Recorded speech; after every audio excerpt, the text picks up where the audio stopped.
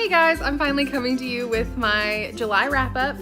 I read a total of, I think, 9 or 10 books, which is really good for me. Like, I'm shocked. So let's get into it. The first book that I read, or I'm not really going in order of which ones I read first, I'm going in order of like how I have them written down. I read Wild Magic, which was fine. I mean, I gave it 3 stars. It wasn't,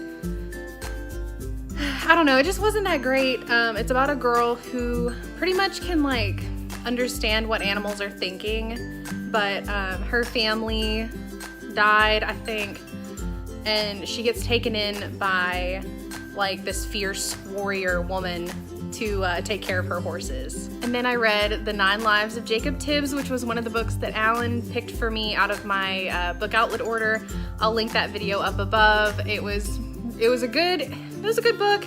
It's about a cat that he lives on a ship, and it's really cute, but it's definitely not like this sweet, simple little story, because it gets really sad and you're just like, oh, well, like, where did this come from? But it's middle grade, it's adorable, but I mean, I gave it 3 stars, it was fine. I also read Mares Volume 1 through 3, and it was really good. I love that series. I read it in high school and I still really enjoy it now. So I had a blast rereading it. I thought it was a lot of fun, and I gave them all 4 stars. So it's about this kid that he dreams of like mystical lands and just like saving people and being like really cool and awesome and a hero, and then he gets transported to this magical world and has to save everybody, so wish granted. And I read After the Funeral by Agatha Christie, which it's pretty much this older gentleman in the community passes away, and a lot of people come to his funeral, and someone makes an offhanded comment of like, well, we weren't really sad that he died anyway, and then the next day they're found dead. So it's a classic Christie. It's just, I don't know, all of her books like kind of have the same like little sequence to them, and I've read too many lately to really like enjoy them that much anymore, so I gave it 3 stars. And then I read the 12 novella from Jennifer Lynn Barnes. She wrote the Natural series. I really liked it.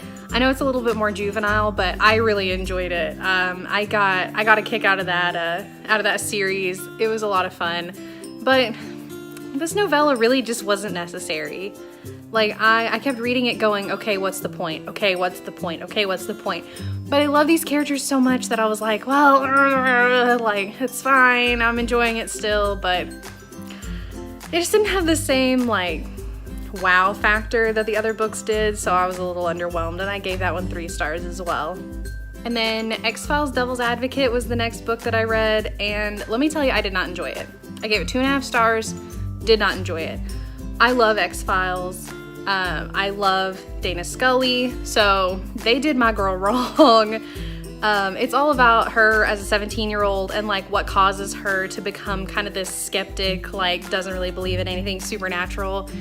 Throughout the book, I really enjoyed it, and then right up until about 100 pages in, I was like, nope. The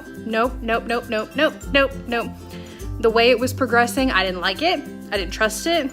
The like antagonist was just the worst, and like you could predict who it was since like whenever that guy was introduced, and I'm like, no, like I was furious with that book.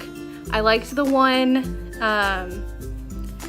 by, is it Cami Garcia? I think it is. I like the one by Cami Garcia about Mulder better. I did not like this one at all. Jonathan Mayberry did my girl wrong. And finally, I want to talk about the 2 books that I gave 5 stars. And that is Believe Me by J.P. Delaney. And I absolutely love that. Thank you so much to Dutton Books, who let me have an arc of it through NetGalley. I just thank you so much. I loved it. It was amazing. It's about this British actress that she doesn't have a green card or visa, I don't remember, She doesn't have whatever it is to help her get acting gigs, so she decides to act for a law firm instead and like kind of bait men into like proving that they're cheating on their wives. As like one final job, she has to sneak and like pretend with this one guy, but his wife ends up dead the next day, and she was the last person to see her alive.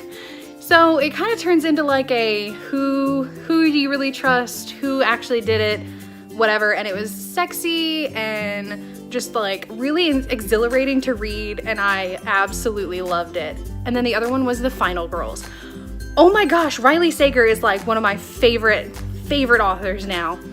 I read The Last Time I Lied by him last month, or I guess technically 2 months ago now, but I read that in June and I absolutely loved it. And so I was so nervous reading The Final Girls because I was like, nothing's gonna top that. Nothing's gonna beat that one. Like, it's just not gonna happen. I was so wrong. I was so wrong. Like, now I don't know which one I like better, which is a problem. A good problem, but a problem. Final Girls is about these 3 girls who they all survived like mass murders, and they're dubbed the Final Girls because they're the only ones that survived. So, but it's about one of them, and sadly I don't remember what her name is, but it's about one of them in particular, and she's like trying to lead this normal life, and she's really like, her blog is booming, she's a baker, blah blah blah, and then all of a sudden one of the final girls commits suicide, and another one of the final girls comes to like contact her, or the only other surviving one comes to contact her, and just it's a little suspicious that she comes out of hiding to try and make things right. It's exhilarating. I loved it. I thoroughly enjoy that book. Thank you all so much for watching. This is my July wrap up, and tell me what you all read in July. I'd love to know, and I'll chat with y'all in the comments. See ya.